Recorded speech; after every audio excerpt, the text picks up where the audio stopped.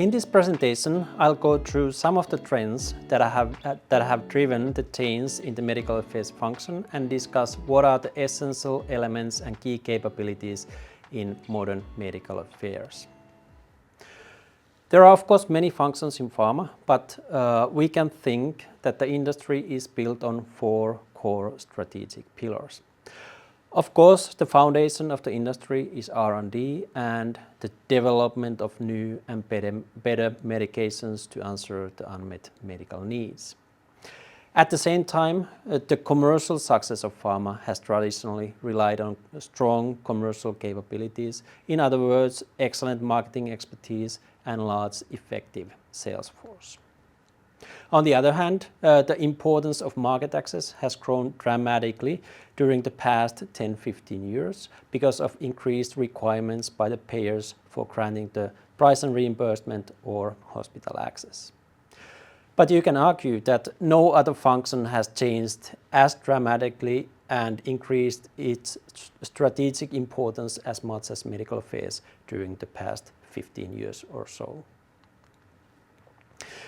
It is actually not that long ago when medical affairs was still considered more as a necessary back office function rather than a key strategic player within the organization. At the time, key tasks included, for example, marketing material review, medical info, supporting market access, or field force training. In addition, medical team organized advisory boards and supported local clinical trials. But the strategic importance of medical affairs has grown as the industry has changed over the years.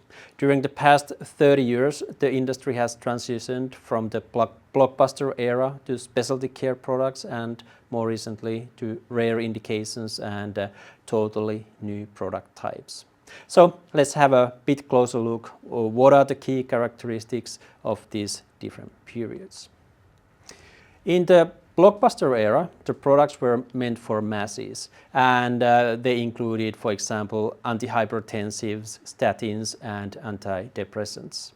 More than 80% of the sales came from the primary care.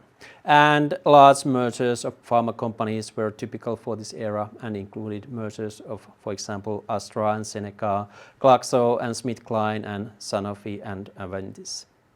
The operations were heavily focused on sales and marketing, and the companies typically had very large sales and marketing teams focusing mainly on primary care physicians.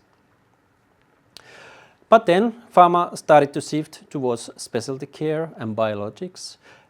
Big pharma was actually not at the forefront in developing biologics, but the development was mainly driven by smaller biotech companies in the beginning.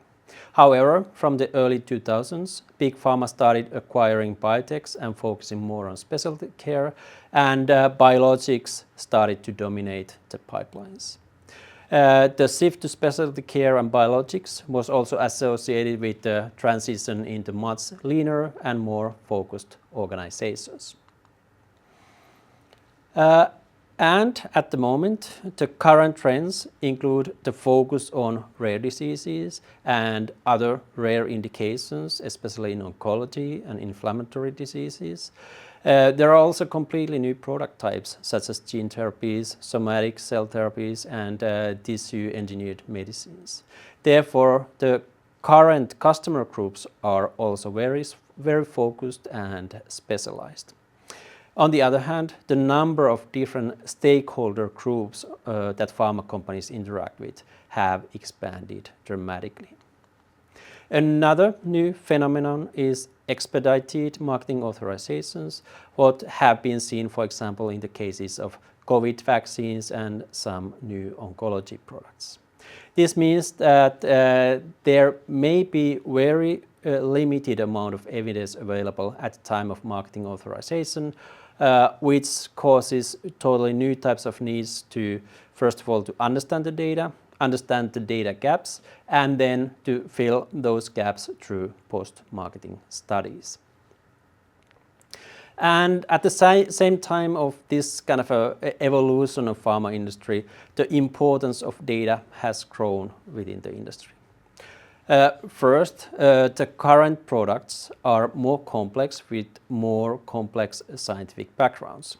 Well, of course, research and data have always been at the core of pharma, but especially, for example, the sales of primary care products were based on the delivery of relatively simple messages.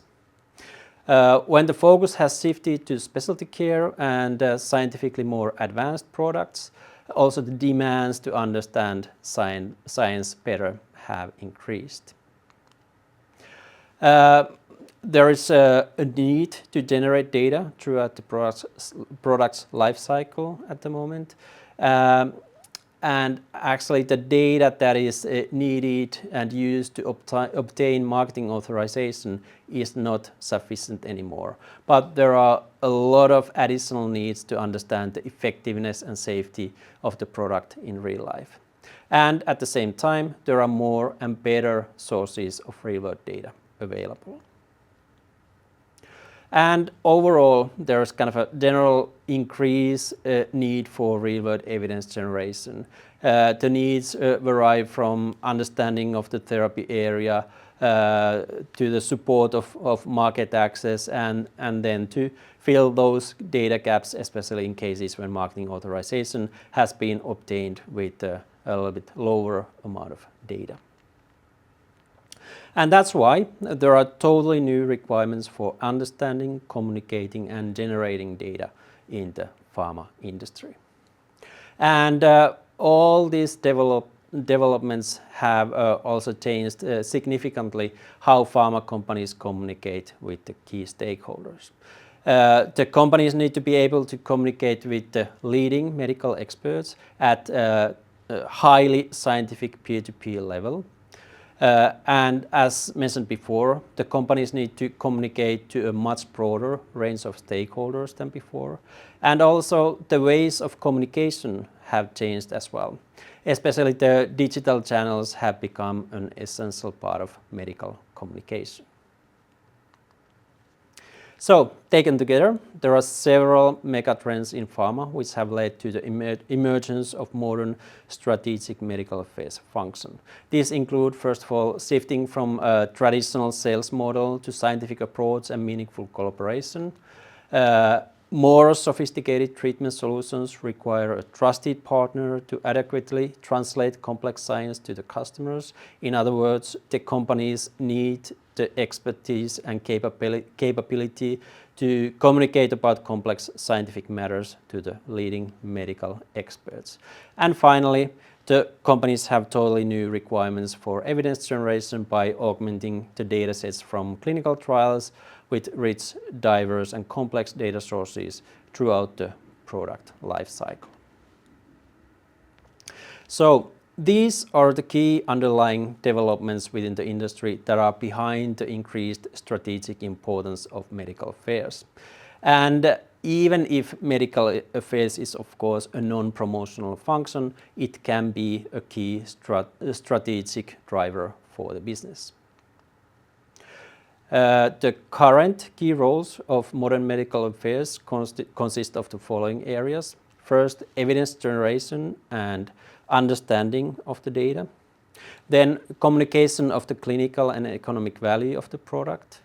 Third, supporting the decision making through data. And finally, providing strategic medical support in the brand team and in more broader sense within the organization through data and through insights that the medical team has generated through their interactions.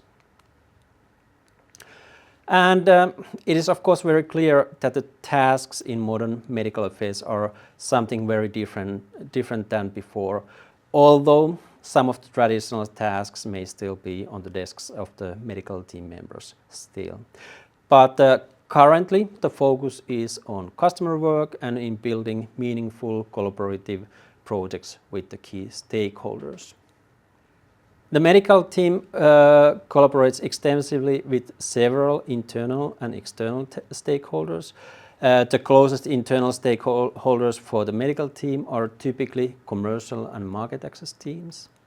But especially the types of external stakeholders have expanded dramatically and consist currently not only of key opinion leaders, but may include a variety of different groups ranging from hospital management to payers, patient advocacy groups, academic research groups, startup companies, and many others.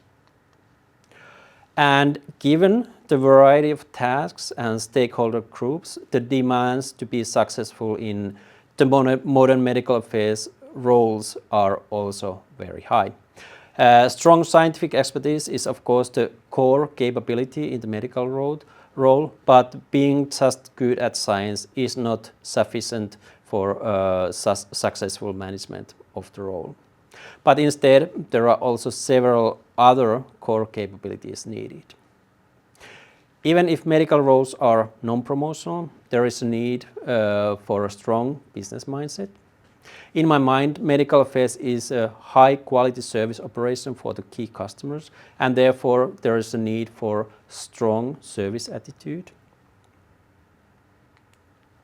At best, medical roles can be highly creative and allow development of innovative projects and solutions, and that's why visionary thinking is needed. Goal-driven mentality and project management skills are essential to get things done. And importantly, medical function is all about communication, and therefore strong written and verbal communication skills and good social skills are also essential. And finally, agility and entrepreneurial mindset are helpful to get complex projects moving forward. But it is clear that everyone cannot be great at everything, and therefore it is important to recognize, first of all, the areas where you are good at, and then at the same time know your colleagues' skills and capabilities. There are always, of course, a huge amount of different skills and capabilities within the medical team, and therefore it is useful to maximize the use of those capabilities and work as a team towards common goals across the therapeutic areas. Thank you for your interest, and let's continue the discussions.